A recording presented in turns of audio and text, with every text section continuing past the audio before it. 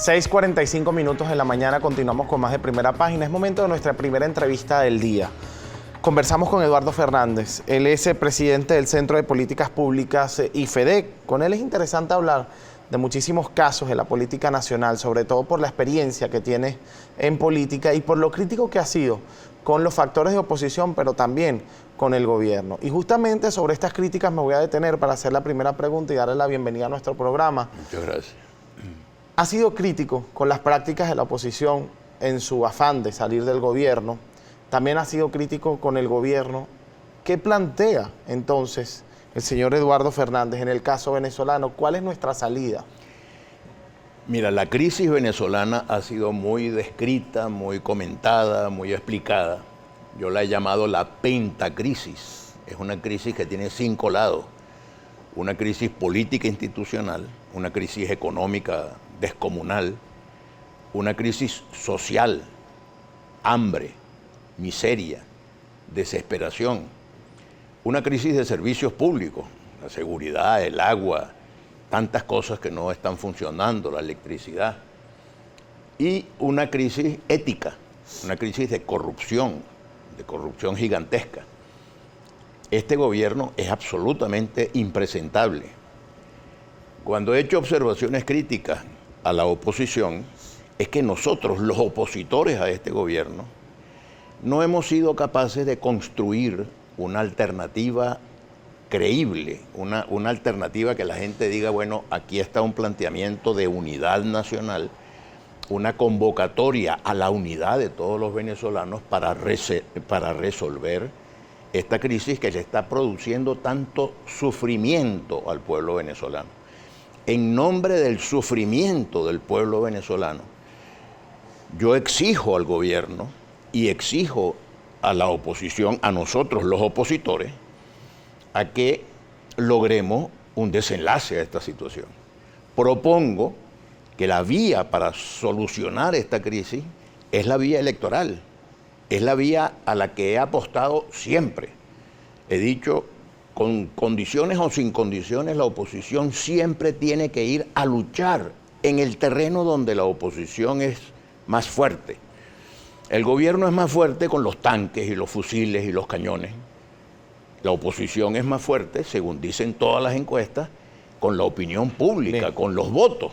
Entonces nosotros deberíamos, en este momento, por ejemplo, la negociación que hay que hacer tiene un objetivo fundamental: establecer un cronograma electoral y establecer condiciones para poder hacer unas elecciones que sean respetables, que sean honorables y que reflejen cabalmente la voluntad del pueblo venezolano. Bien, varios puntos se han mencionado en esta respuesta: elecciones, negociación y unificación, propuesta unificada para salir de esto por parte de la oposición. Voy a comenzar con la tercera que mencioné, porque se pudiera entender que la unificación de la oposición pudiera generar lo mismo que se genera en el gobierno. Es decir, la democracia es diversa, la democracia tiene muchos planteamientos. Muchos pudieran entender que no es que no se ha planteado una salida a la situación, sino que hay muchos planteamientos y eso es democracia. Muchos pudieran entender que en la diversidad de la oposición existen muchos factores y que estos factores cada uno tiene una propuesta, pero muchos además se niegan a la unificación porque pudiera generar mesianismo, que es lo que se genera por parte del gobierno al unificarse de forma acérrima y apoyar siempre a un solo candidato. Se pudiera generar mesianismo. ¿Qué opina usted sobre esto? Mira, hay un asunto que es el interés nacional. Es perfectamente comprensible que haya distintos matices, distintos puntos de vista, distintas propuestas entre los distintos factores de la oposición. Pero hay un objetivo que tiene que ser común, que es superar la crisis, que es resolver lo que está provocando el sufrimiento de los venezolanos.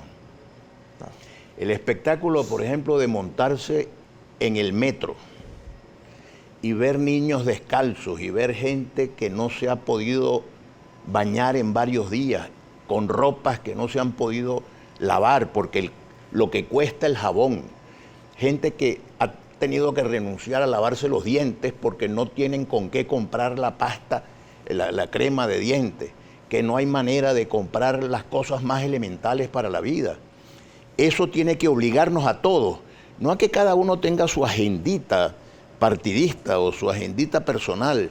Yo quiero beneficiar a mi partido o yo quiero beneficiar a mi persona.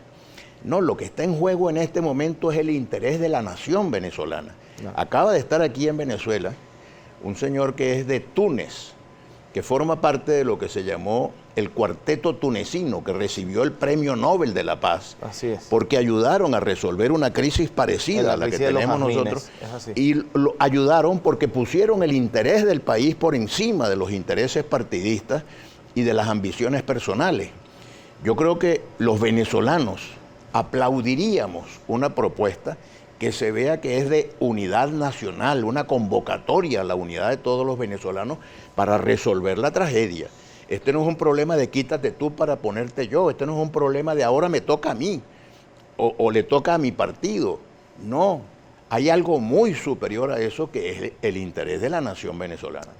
Entonces me parece que es muy oportuno convocar un sentimiento de unidad nacional. Yo ni siquiera hablo de unidad de la oposición, yo hablo de la unidad de la nación venezolana, de la unidad del país.